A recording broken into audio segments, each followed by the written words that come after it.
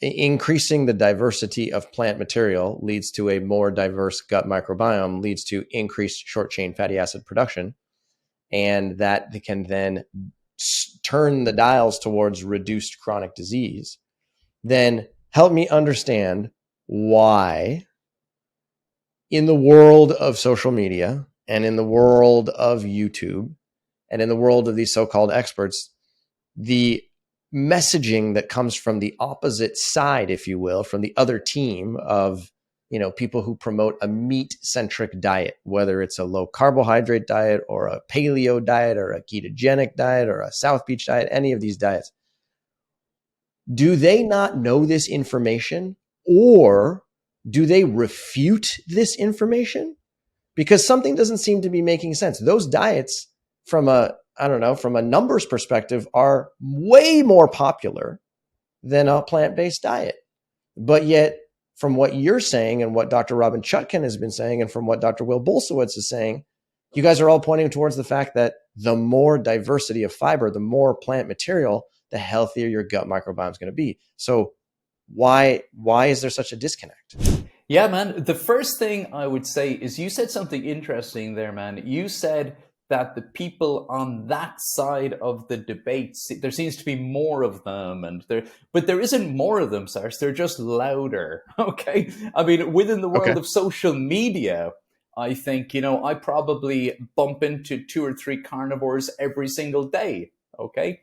In 20 years of gastroenterology practice here in the UK and Ireland, I think I've probably met 3 people who tried the carnivore diet. Okay, so I think that it has had its day.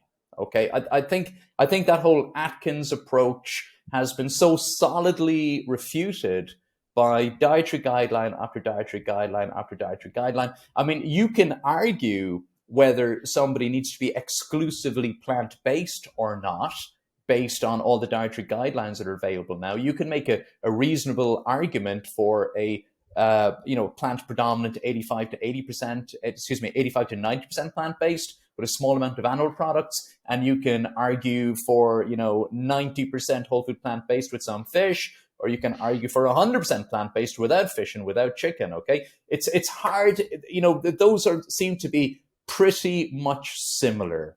Okay.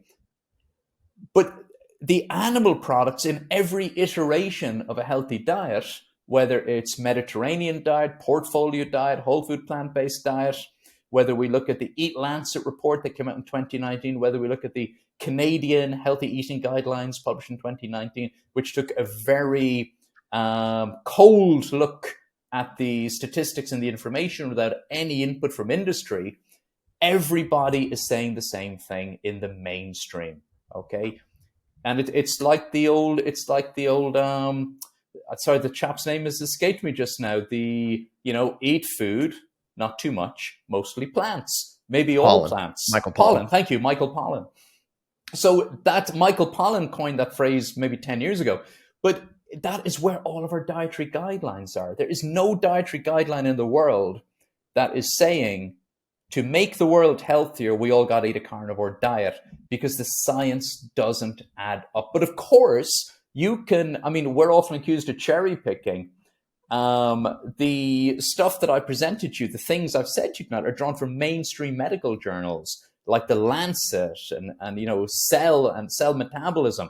But you can go out, you can find small little articles, and you can find small limited studies that can be used to argue against most of the things that I've said. But the fact is, they don't convince anyone who's trying to give healthy advice in the mainstream. Although they seem to convince a lot of people online. And, I think there are certain influencers with large audiences out there who aren't interested really in making everybody super healthy. They're just interested in being people who've got a big audience. And I'm not, it's tricky. It makes things confusing out there for people, right?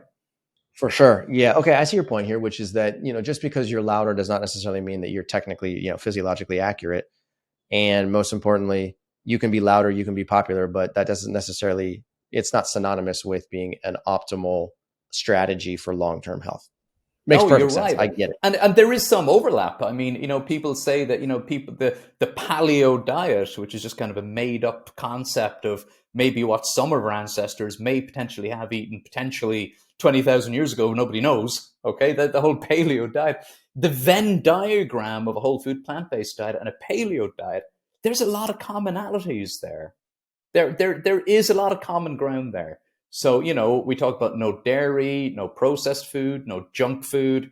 We talk about eating lots of fiber, eating lots of, a whole diversity of plants. For some reasons, some of the paleo people say don't eat legumes, don't eat whole grains. But there is a big overlap there. So, they can point to some science. But when you look at the effect of and I said it earlier, the meat-fueled microbiome produces postbiotic substances that are almost universally detrimental to human health. So if you're eating a healthy dietary pattern and you're putting a big focus on eating lots of fruits and vegetables and leafy greens and berries and things with antioxidants in them, then why would you challenge all those benefits by having a ribeye on the side? It makes no sense to me.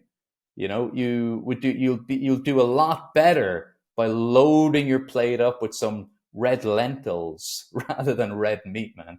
And the science is very clear on that. But some of the papers that I would quote showing the benefits of a diversity of plants, of course, someone running a paleo diet could probably use that same paper and say, this is why it's important to eat lots of leafy greens and berries and